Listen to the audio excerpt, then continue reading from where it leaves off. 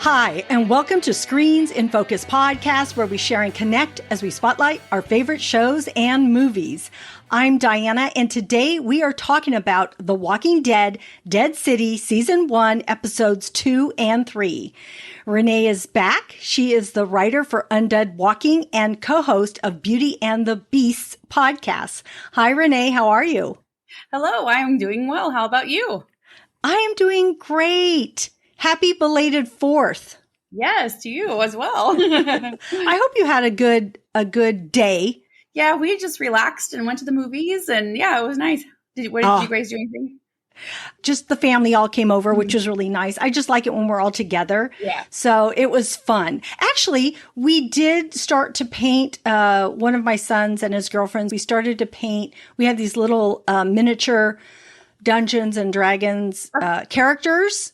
And not that we have played yet, but we're prepping to play. So we were able to start painting those. And I'm not a great painter, so it was an experience for me. That sounds fun. So that's what we were doing. Okay, so let's get to this because we're going to be covering 2 episodes in this episode, episodes 2 and 3. And in 3, we saw Perlie have to fight in this caged environment. So that was, which I'll talk about later on as we dig into episode 3, but that was one of the highlights for me in that episode. It was just so dramatic, so intense. So it got me to thinking about fights that we've seen in other movies. And so I would love to know, what is one of your favorite movie fight scenes? Well, I had trouble narrowing it down because I kept thinking of and that one and that one. The first one that popped into my head was more of a battle than a fight, but it's the battle at Helm's Deep in Lord of the Rings: Two Towers. Okay. Lord of the Rings is my favorite. Just love those movies. And so that was just it was just awesome to see it on screen and everything. So that was the first one that popped into my head. Oh, is there any more that you wanted to share? Well, sure. Yeah. So the other one was they called it I had to look it up because I couldn't remember. I was like, how do I explain this one? It's the Antique Arms Shop Fight in John Wick Parabellum. Yes. So it's the one where they're in the antique. Yeah. And they're like crashing everything and all that. That was just so cool. And then Kill Bill, which I saw you had Kill Bill on your list too, which I thought was funny. In volume 2, when the bride and Ellie Driver were fighting in that trailer. Yes. That was super intense. And then my last one, I was like, oh, Rocky and Drago. So, well, those were, yeah. I'm going to say I agree with everything that you just said, for one, because the first 2 that popped into my mind was Rocky, any of the Rockies, really, because I just love those films. I'm a big fan of Sylvester Stallone, and I just love it when the underdog wins. So those really captivate me. I love those. I love those movies. I love Sylvester Stallone. So those are great. But I had also have seen John Wick, the 4th one, and I wasn't picking that particular fight, but I just thought all the fighting sequences were so good, which made me think of John Wick 3, which is the same knife fight that you were talking about. I've watched that several times now, just in passing, and I watched it as I was researching what I was going to pick. That scene again, and it's just so good. It's so good because it has this humor to it also, right? The way he throws the knife at the end, it's just, it's very almost iconic in a way. Yeah. So I do love that. And then, of course, Kill Bill. It's hard not to include there's so many fights with the bride. Yeah. In various movies. So, but one that I just happened upon, and mind you, there's Jackie Chan in all of his movies, and there's Bruce Lee, and there's just a lot of other fantastic fight movies. One I came across that I didn't remember, I know I've seen it, but I just didn't recall, was the one in They Live with Roddy Piper and Keith David. And it's a 1988 film, I think. And Roddy Piper's character wants Keith David's character to put on these glasses. Of course, I didn't remember why, and I'm not going to give it away so that people can go back and watch it. But the reason this fight is so well known or received, it's just a regular brawl. It's a regular brawl because the one character wants the other character to put on these glasses because it's very important that he does it. And so he tries to get him. The other guy doesn't want to. And they actually get in a regular fight. And it's like you've just seen two actual people fighting. There's no special effects. There's no CGI. Nothing. They're just fighting. And it's really good. So I would encourage anyone to go look that up. I'm going to try to remember to put a link to it in my show notes because I just think it's something that people should see and maybe check out this movie. All right. So let us know what you think, friends out there. What is one of your favorite movie fight scenes? You can reach out to us on Twitter or Instagram at Screens in Focus.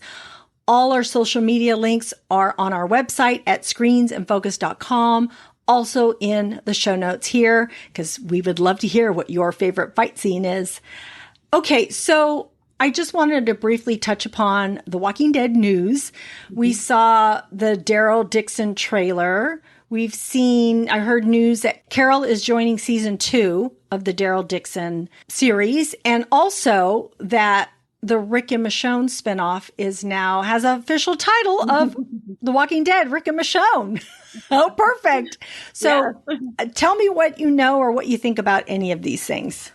Well, the Daryl Dixon, I'm intrigued by the story. The cinematography looks amazing. I can't wait. Just him just walking and going and all those, Yes.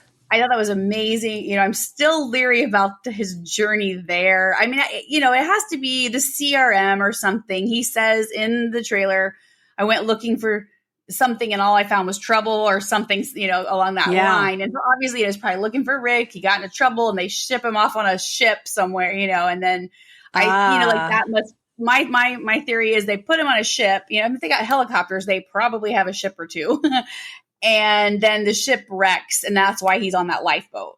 And so then the lifeboat carries him the rest of the way, which again, maybe pretty far fetched, but I don't know how else they're getting him there. I love that. Yeah. I love that. And go ahead. Well, I just think it looks, I'm excited to see what happens when he gets there. I want to see these variants. That's the most excited I want to see what happens with that.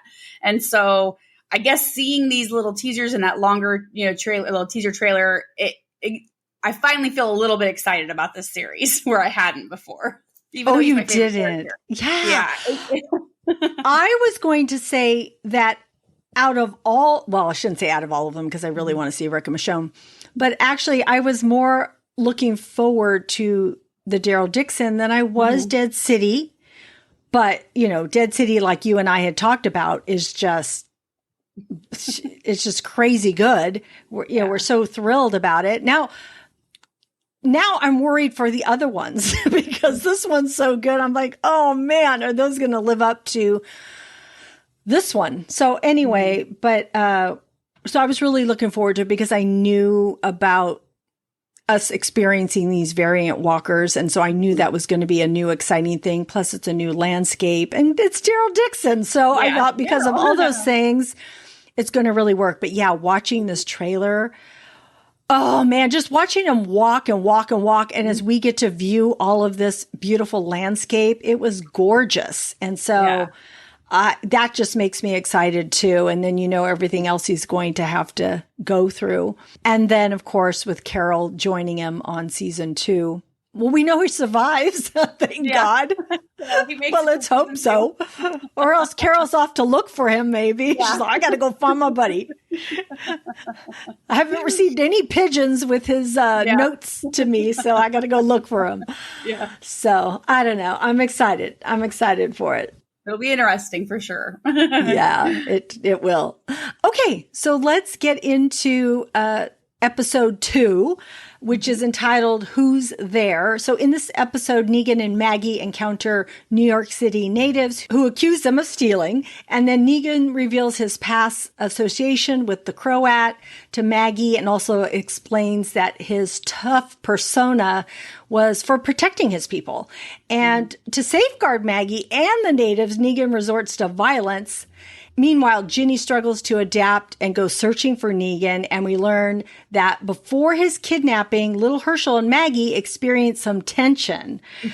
We also see Perlie tracks Negan. He discovers his deceased brother in a New York City apartment. So, after watching episode 1, how thrilled we were with that, how did episode 2 compare in your mind? I think it was better. I really enjoyed episode 1, but I think 2 was better.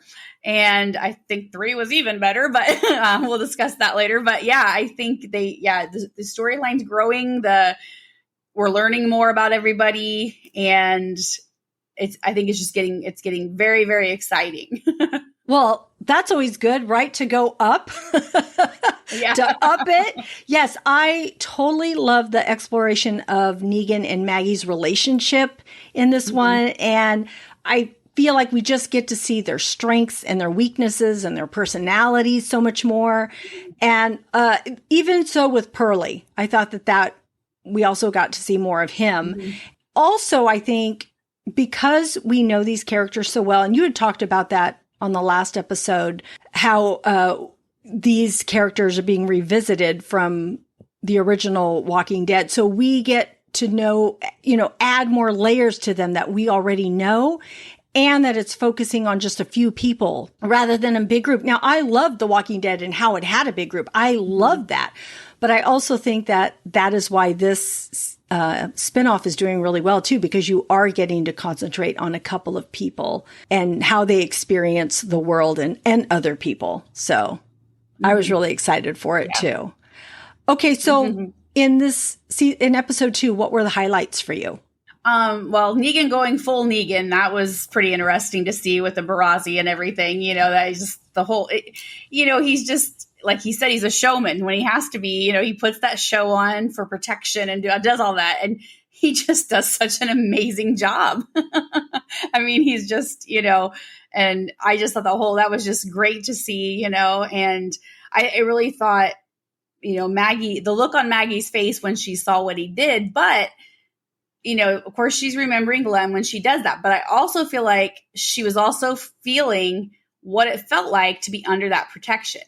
And so she was going through a lot of emotions because she doesn't want to like what he's doing. Yes. But at the same time, she's like, oh, wait a minute. So I thought that was very interesting.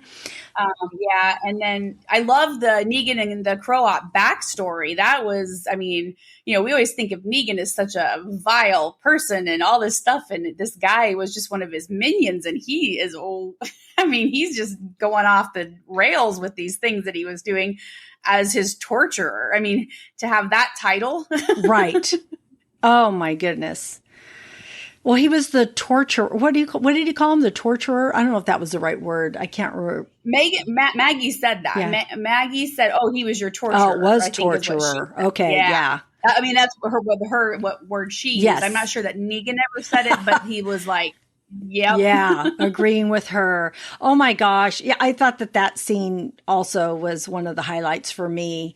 Seeing Negan back to being Negan, it's exciting to see that personality, but then what he has to do with that personality is hard to watch. But what I really appreciated was when they were in that bathroom talking, and she's talking to him about a monster teaching another monster, and he kind of like says, hey, wait.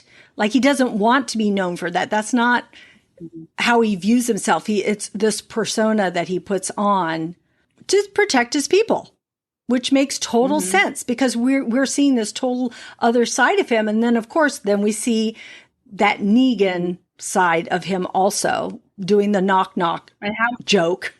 Yeah. And how many times did we see Rick do something similar? He would turn into a different person when he had to protect his people. Yes. It wasn't to the extreme maybe where Negan was, but many times Rick had to do some really bad things to protect his people. He did. So it's a survival mechanism or whatever. Yeah, it totally is. And because we had talked about the whole Negan, Glenn, and all of that.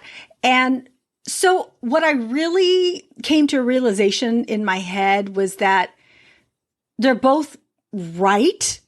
It's just it's just two different sides. And sometimes you're never going to, Maggie can explain all she wants, her side, and Negan can explain all he wants on his side. And sometimes it's just never going to mesh because there's an outcome that affected Maggie a certain way. But yes, Negan felt he had to do it. And just in this circumstance, like you said, she was experiencing how he was, what he had to go through and what he had to do. Negan was protecting her and the other people. And so, yeah, she was safeguarded by that. And so that didn't make her feel comfortable. And I can see that not making her feel comfortable because she's seen the look in his eyes that she saw before. But it was interesting because he turns around and he's like kind of surprised that she's there. But you also know that it's an act for him, which makes... Well, his face softens. Yes, exactly. So you know that he cares. He cares what she thinks. So, of course, that makes you appreciate him because, he's trying and this is something that he just puts on to protect all of them. I just thought of this, but it reminds me too, like how Maggie was with the Reapers. They at the end with the Reapers, but she just gunned all of them down, because she just knew they were going to continue to come after her. And so, she just did what she had to do. So it's just, there's a lot of the survival. That's what they have to do what they have to do to survive. Yeah, exactly. One little point that I wanted to bring up from that whole Negan and Maggie in The Walking Dead, and I know we're talking about Dead City, but I do have to bring this up. We had talked about all of that and about Negan talking about why he had to do it, and you came and, my people are sleeping and all that other stuff. But then what about everything else he did to people, like what he did to Dwight and what he did to Sherry? He broke that marriage apart, and it was basically, wasn't she kind of like one of his wives? So, the thing is, I guess I'm not sure, I know in the comic book, he had several wives, and I think he raped, he forced them. But I don't, so the series kind of glossed over that. But yeah, those women were his wives. I mean, he took them as all the gals that wore those black dresses were his wives. Yeah. So I think they, of course, don't want to show all this rape and whatever. But I mean, as his wives, they're obviously performing their wifely duties, probably against their will, So yeah, there is a lot of other things. Yeah. I mean, taking half of everybody's stuff, and like you said, Dwight and the other guy he threw in the fire and the other guy, I mean, there's a lot of other things that, Right. It wasn't just that act. And I always forget to bring up those things because it wasn't just this one thing. It wasn't like Negan was totally innocent. He just did this one thing and that was it. It's like, no, you had a whole other background of doing all these other things. So let's not forget those things too. But at this point, we don't want to remember those things because we like Negan at this point. So, and he is good to kids and everything else. So let's just, I know, maybe just got consumed by that power he had at that time. Yeah. I don't know, but I like the new Negan. That's what I have to say. Yeah. All right. So let's, I also wanted to bring up Maggie on that zip line because we hadn't seen that before, that she was doesn't like heights or something happened.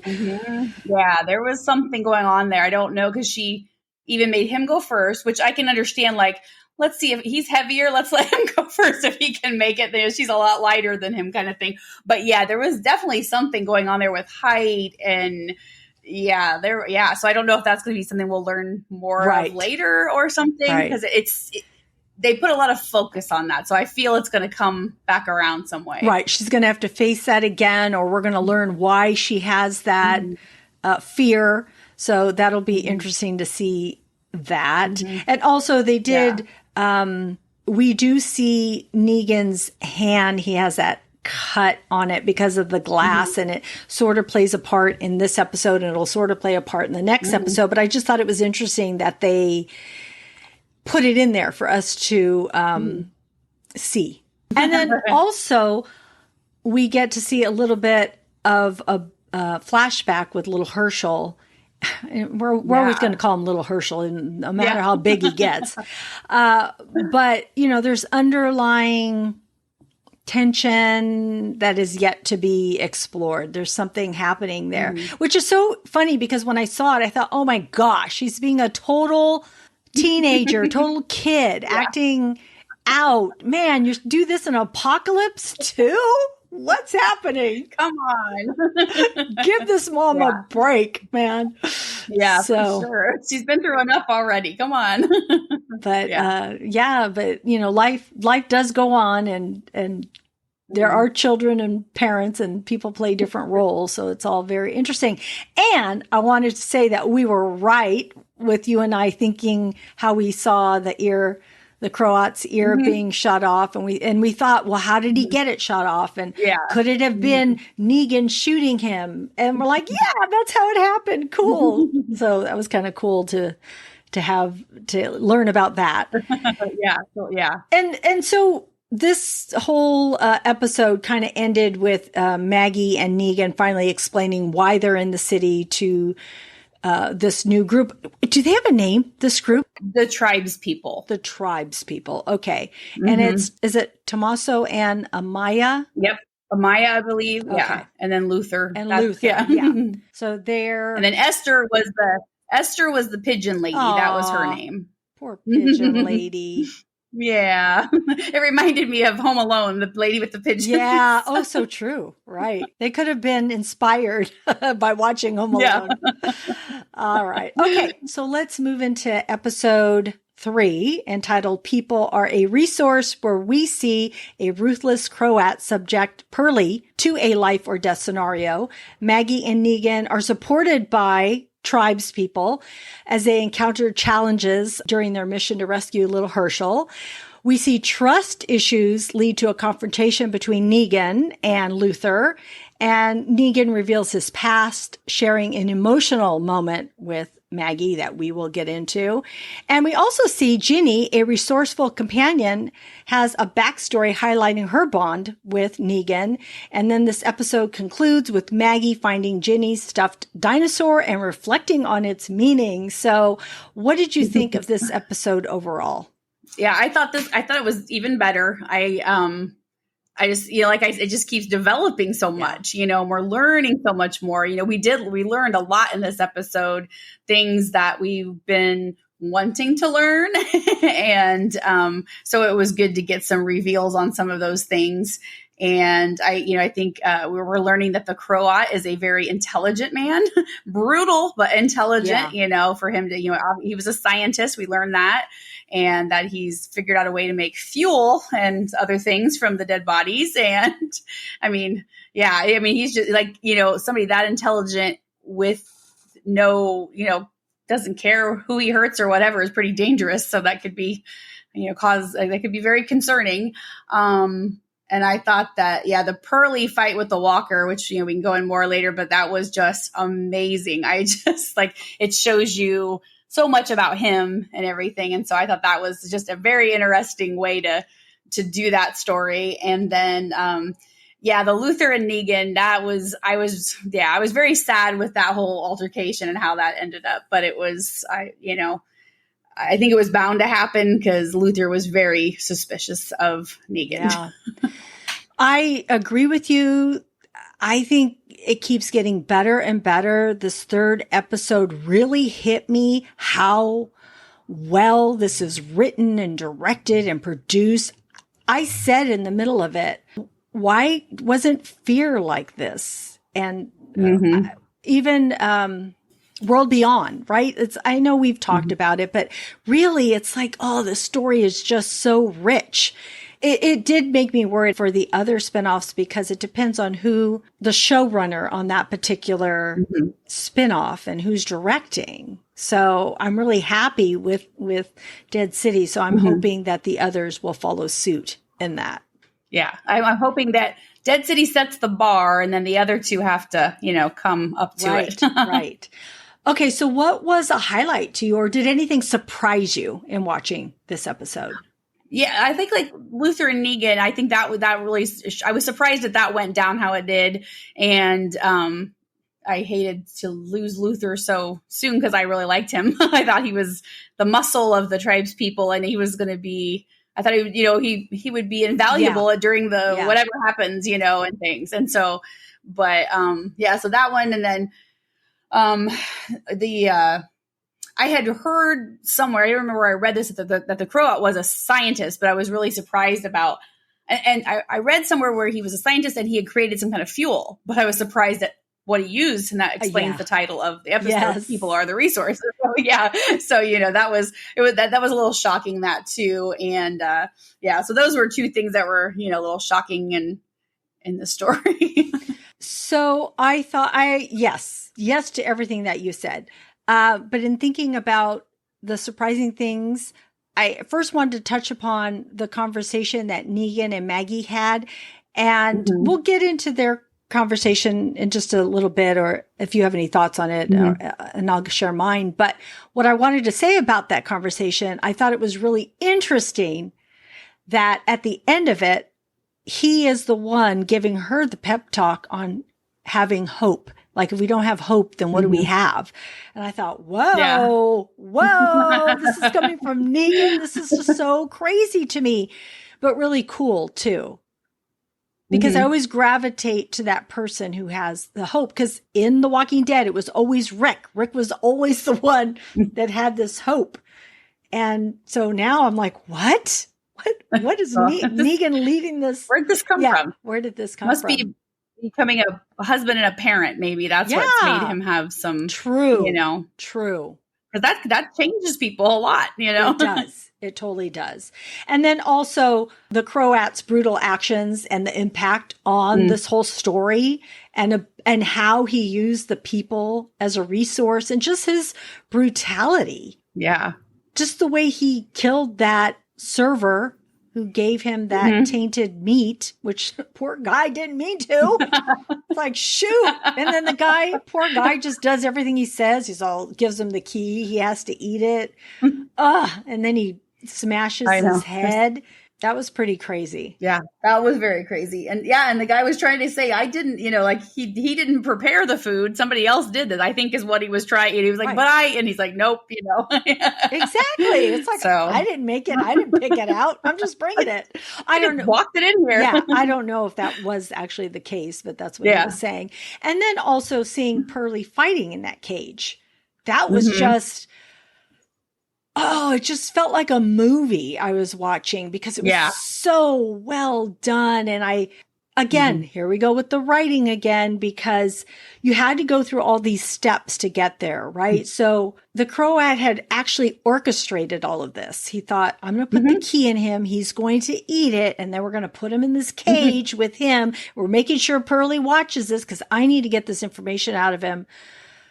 What he knows, what he's doing here, because he's not divulging anything. And then, of course, Perlie goes into this cage and he's all, what am I going to do? And we also got to see a side of Perlie that we didn't get to see, and how resourceful he can be in a life or death situation, and how smart he can think, how quick he can move. And so I just thought it was, that part made me like him better too. Why? I don't know. I mean, he has to decapitate a walker and then go through his guts, dig his guts to get the key. But hey, you gotta do, unlock those. You gotta do what you gotta do. I guess unlock those handcuffs, and then after that, more walkers are released, and then he has to get the boot, and he chooses to get first the one boot, and he's all no, now the other boot, and then knock the crap out of them to stop them. So then, of course, now the Croat is really impressed by that, I'm sure. But then reads what's in his boot. Now, that letter, was it written by I was hearing the letter, but I really wasn't sure who wrote it. I think his brother wrote it, because it sounded like his brother must have had some issues, and then they became estranged, is what I took from it. And that's why he was looking for him. That's why he had that when we saw the first episode, he had that address. Yeah. And so then we obviously searching for someone, because it had the same last name. So we knew he was searching for someone. And I feel like they were estranged. And then that, the brother wrote the letter to him, maybe trying to make some peace with him, but it never happened. So he thought he'd go look for him. But of course he was dead. So That's what I took from it. Yeah, it seemed like it, but then I wasn't sure because he had said, I left you all these voicemails and you must have changed your number. So that must have been before everything happened. Yeah. So the last time he saw him was before everything happened, which was many, many years ago. So it seems like it's taken him a lot of years to get there. So was this letter, where was this letter that he picked up? Did he always have that? Is that what it was folded up? Maybe then that piece of paper, that must have been the letter, I guess. I believe if he said he's a new marshal to New Babylon. So he maybe was somewhere else. Maybe he just recently got close enough to where he could go, search for him. I don't know if we'll learn, we don't know a lot about him, right. And we're still, so I'm hoping we learn some more about him, but maybe he was some other part of the country and wasn't able to go in search of him, or I don't know. Cause something was said about him being a new marshal in New Babylon. Yeah. So I don't know if that meant he was just appointed or if he just moved into the community. I also really appreciated his, sentiment with that letter and how much it would mean to you. I totally understood that. And I was surprised how emotional he got in front of the Croat, because that was revealing a lot of yourself, but he couldn't help himself. And I'm like, oh my God, stop reading it. You're killing him. That was, because he teared up and he could, just like you said, he just couldn't stop himself, Yeah. So then he told him of course he had no idea that he knows Negan. He just brings it up and throws it out there. It's like, okay. And so he's like, oh, we're after the same guy. Yeah. So that could get interesting. Okay. So there were some themes that ran throughout this episode of trust and sacrifice and the complexities of relationships in this post-apocalyptic world. How did you see those appear, if you did at all, in this episode? Yeah, but like the trust and things, you could tell, like Maggie, when she was talking to the tribespeople about Negan's past with the Croat, she was defending him. And so I thought that showed, just, I don't know if that was actually trust necessarily, but there was like something there for Negan. She was definitely doing that. And then like you said, their conversation, I mean, that was huge for the two of them to share that much with each other, because,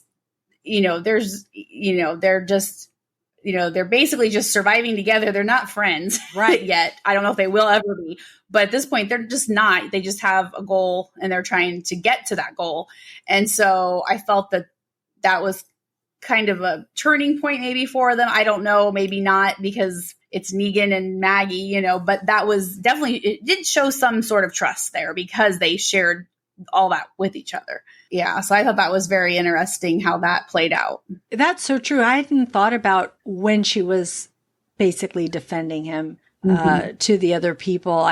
You're right. She was, and she does. And I had mentioned this last time we talked, that the more you're around somebody, you can't help but we're all human. We're all human. We all communicate. I mean, as long as you don't, you're not some psycho like the Croat. But but for the most of us, we just want connection and, conversations with people and to connect with people. And so I think just the more and more they're together, they're just going to find out that they are both just people trying to survive, and they're just going to understand each other more and defend each other also. I mean, there was many times that he would put his hand out for her or try to help her. And of course she didn't want his help, but I thought it was so sweet when he brought the hat. Herschel, I'm getting ahead of myself here, but we're already kind of talking about it, but that's all right. That's fine. But she brought the hat, or he brought the hat to her for little Herschel. Of course he's going to do that. He just has this thing for kids. And also, cause he also not defended her, but also said, she's really strong. Like, because I think it was Luther who said basically that little Herschel is probably gone or already, because he's not going to survive this. And he says, oh, she's strong. I know she had to walk away right now, but she's a strong person. And then he goes over and talks to her. And I just, man, that was I think a really special moment between both of them. And so, but also trust in the other direction, because Luther doesn't trust Negan which has that altercation happen. And you're right. I did not know it was going there. I was wondering what was going to happen. And Negan gave him a couple of opportunities to stand down. And of course, this big guy's probably thinking, okay, you're smaller than me. I can take you. Of course, he's trying to protect his people. So on his end, he doesn't want anything to happen to his people. But I kept saying, please don't let this happen. And like you said, this would have been a great character to see in other future episodes. But it was at the same time showed where Negan's at in his story and what he's willing to do to help Maggie on her mission. Yeah, so I wonder, like, we've see the trailer for the next episode, they're obviously still helping them, but I'm like, how does he explain what happened? I'm like, how do they react? I'm going to be curious to see how he explains his way out of this, and that they still are helping them. So that'll be interesting to see in the next episode. True. I was thinking the same thing. How is he going to explain his way out of this? Yeah. And with sacrifice and the complexities in this world, we see that with Maggie and little Herschel. Because she talks about their last conversation, how neither one of them said nice or pleasant things to each other. Yeah. And then that ended up being the last time they talked.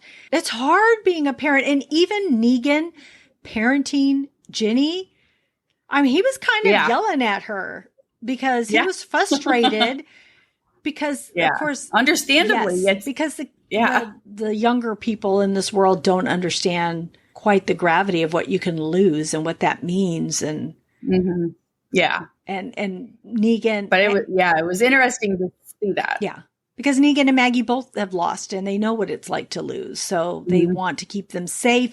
And I can see, especially Maggie being overprotective and Herschel thinking, what the heck? Because he doesn't know any better. Yeah. He only knows his life and his experiences. And so I can see how that friction happens in this world, which is really hard. Yeah, for sure. So, yeah. And then also with Negan talking about his, what happened between him and Annie, because we learned of that also, and having to send her away. So I wonder why he didn't go with them, though. I mean, I understand, I guess he's on the run, but I mean, if you're sending him that far, was Missouri, I think he said, that's not a quick jaunt. You know what I mean? I wonder why he didn't go with them. I know he said he was supposed to go meet them, but why didn't he just leave with them? I don't know. I think hopefully we'll learn more. I'm sure there is a reason why. Is it because he doesn't think, maybe he thinks that he'll have to keep running if he goes with them because they were tired of running. So will he have to keep running? Will this person follow him? Does he want to resolve this before he goes on? Is there something else? Does he think, because he killed these people, is this something that he's going to keep doing? Maybe he thinks she's better off. I don't know. It could be any of those things.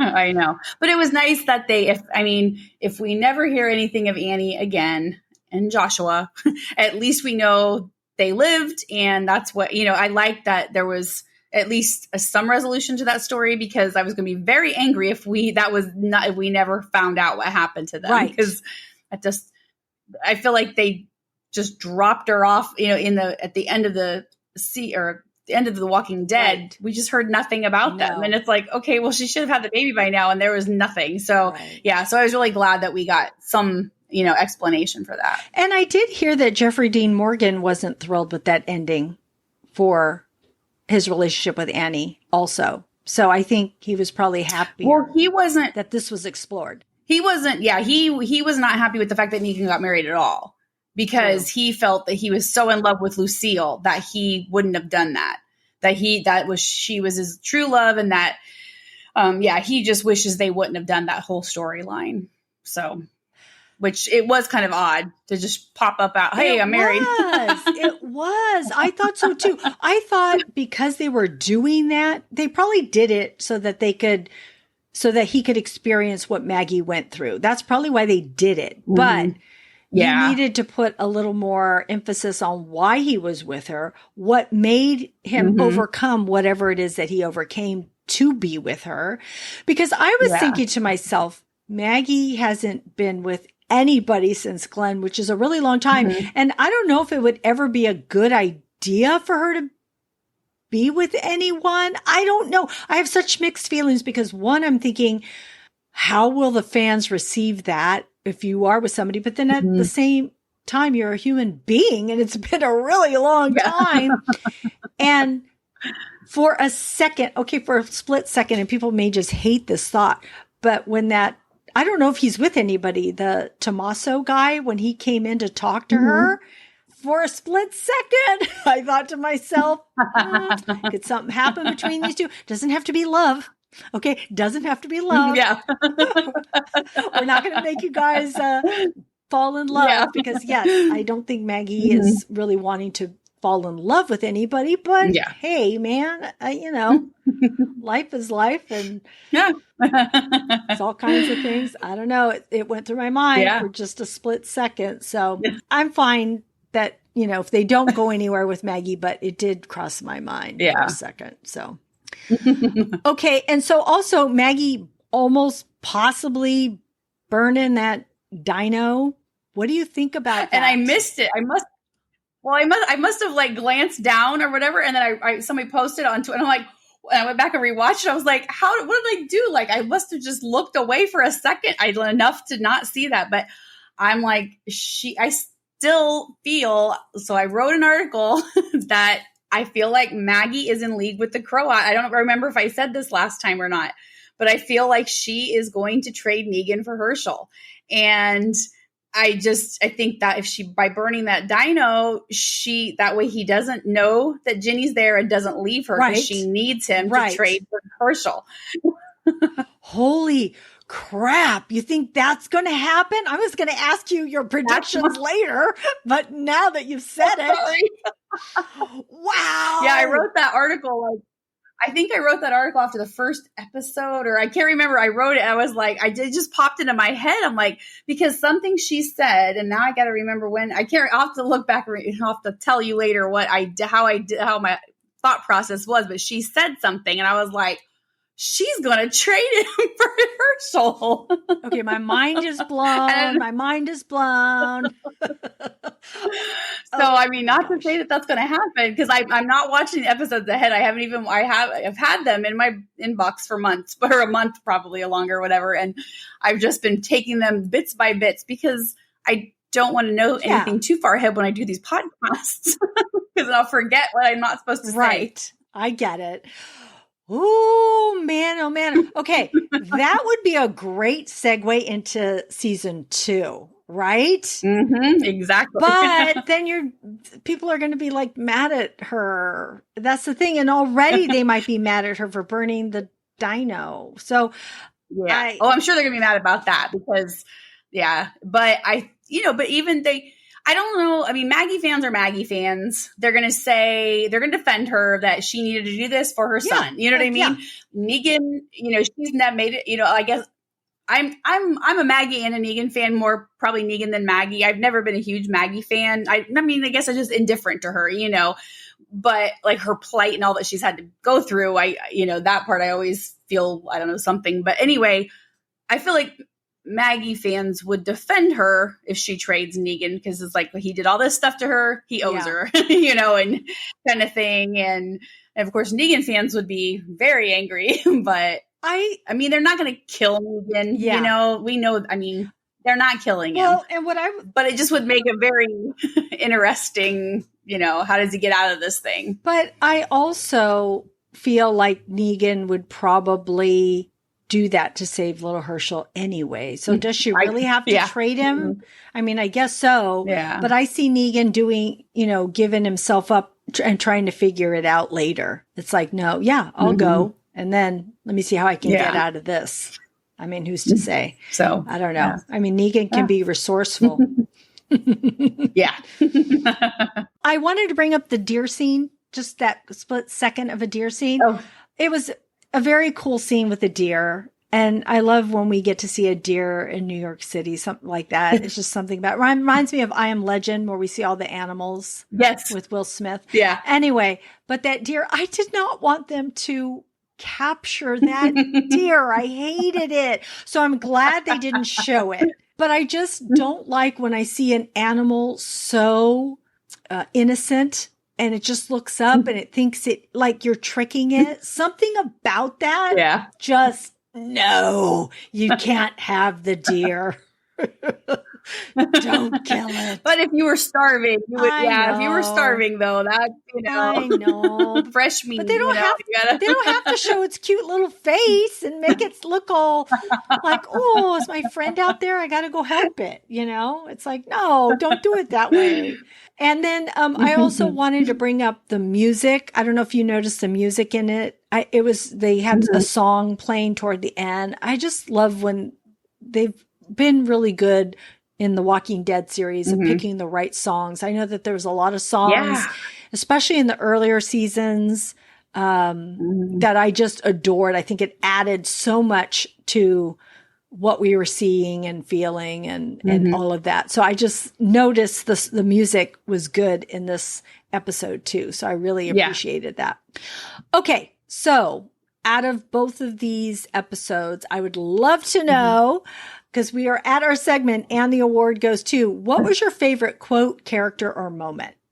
I think I loved Negan and his knock knock joke, and that was just it's classic Negan. It's hilarious. It's just I loved it. I thought that was just such a great thing to add in there. And then he's talking to the guy about his chin beard and his rat tail. Neck beard and neck beard. Rat tail.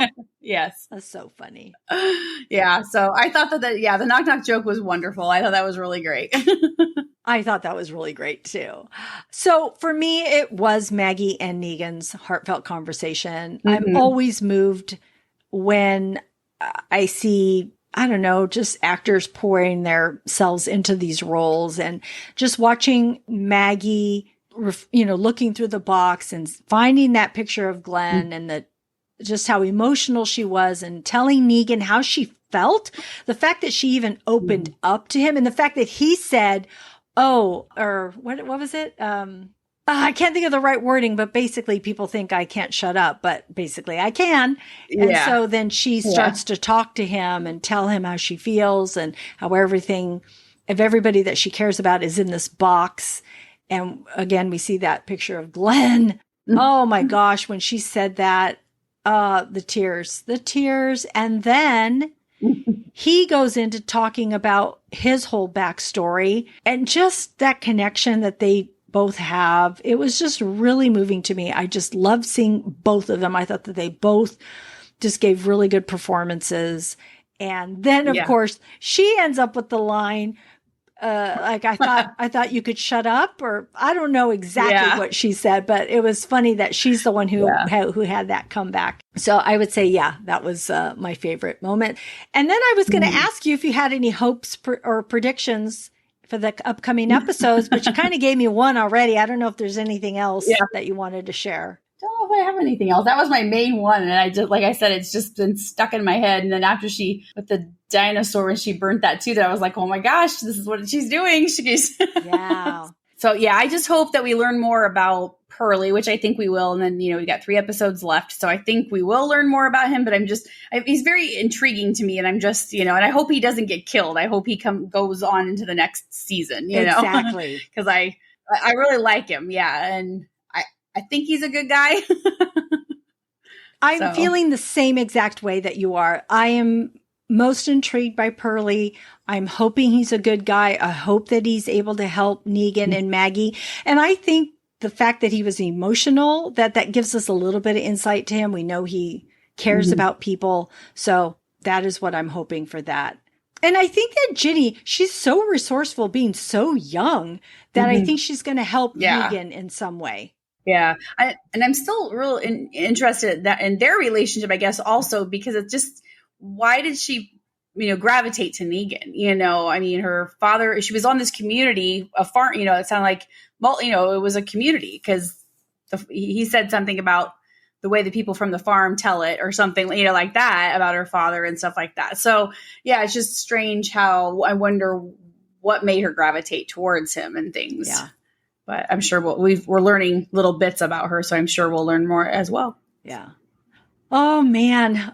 My ultimate, hopefully they can just get Herschel back and somehow handle the Croat. You know, I'm wondering if this will be, the end of him or if they're just going to escape him somehow and who knows, but I don't know. You've got a good prediction. So we'll see what happens. I like yours. We'll see. Oh, I might bet on yours now. Where's the bets? I'll bet on it. All right. Well, that wraps up our conversation on Dead City. Thank you, Renee, for all of that. I would also like to know if you have any TV or movie recommendations. Well, we did just go see the Indiana Jones Dial of Destiny, and I'm one of the odd people who enjoyed it. I liked it. I thought it was very well done. And there were a lot of complaints about things, but I'm not going to spoil anything, but certain things happened that people weren't happy with in the movie, but I feel like the story had to play out the way it did.